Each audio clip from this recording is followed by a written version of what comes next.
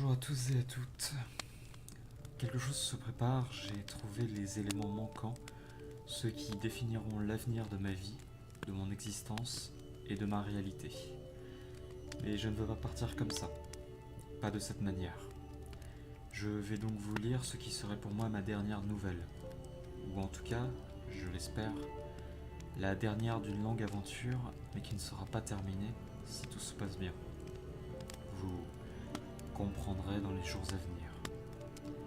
J'espère pour autant que les nouvelles et ma voix vous ont accompagné vers des aventures que vous n'osiez imaginer, qu'elles vous ont emmené dans des terres hostiles, inconnues ou fantasmagoriques.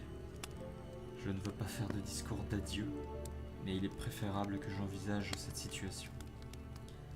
Je vous expliquerai tout en détail dans quelques années, ce qui sera pour vous des jours.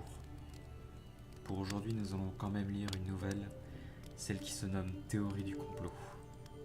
Allons-y.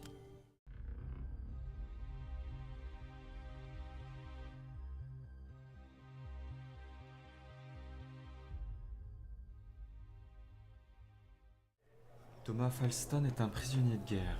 Cela fait maintenant 40 ans qu'il vit dans une prison américaine et qu'il est torturé mentalement pour qu'il divulgue ses informations de son pays.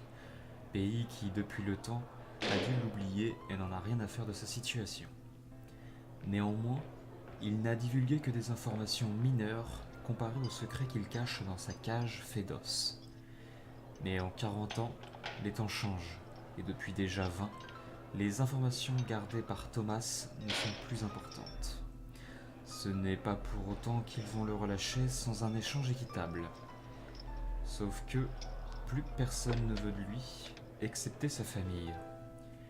Il serait immoral de tenir détenu un homme séparé de sa famille pendant toute une vie. Alors la décision fut prise, l'échange finira par être équitable et il satisfera les deux parties.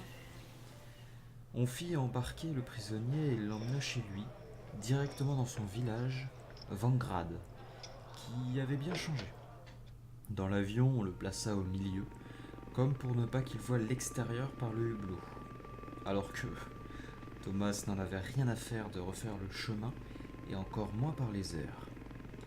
Il préférait la voiture, celle d'un rouge parfait, qu'il conduisait quand il avait 20 ans, avec sa femme, qui d'ailleurs détestait cette voiture, car Thomas passait plus de temps avec la voiture qu'avec elle. Mais enfin, il arriva à Vangrad. Finalement, rien n'avait changé, et ce qu'il pensait être un aéroport n'était rien d'autre qu'une piste d'atterrissage faite pour l'occasion. Thomas restait pourtant de marbre. Pas une once de bonheur pouvait se lire sur son visage. Il était neutre à sa libération. On eut peur que cela ne lui plaise pas. Mais qu'à cela ne tienne, on l'accueilla en fanfare et sa femme courut vers lui. Le serrant avec une forte étreinte et des chaudes larmes, elle remercia ses déteneurs, pourtant elle était connue pour sa formidable rancœur. Mais elle semblait tellement heureuse qu'elle ne se préoccupait que de notre prisonnier. Sa femme l'emmena auprès de sa voiture, flambante, rouge et blanche. Il prit le volant. Sa femme l'embrassa tendrement tout en lui faisant remarquer qu'elle était ravie qu'il soit aux commandes de son super véhicule, ronronnant du moteur. Direction sa maison, après s'être perdu 3 fois, les chemins dont il se souvenait ayant changé en 40 ans. Il passa ensuite ses dernières années à Vangrad et décéda à l'âge de 87 ans, sans dire un mot à qui que ce soit.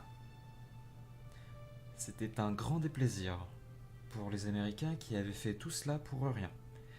Autant sa femme qui n'était qu'une actrice, la voiture et la maison quasi semblables, en plus de son village et autres acteurs, grandeur nature. Mais Thomas n'était pas dupe, il savait encore qu'il l'était en Amérique. Cet ancien prisonnier de guerre pendant 40 ans était enfin de retour chez lui. Enfin, c'est ce qu'il voulait lui faire croire. Ils avaient refait son village grandeur nature pour lui soutirer ses dernières informations.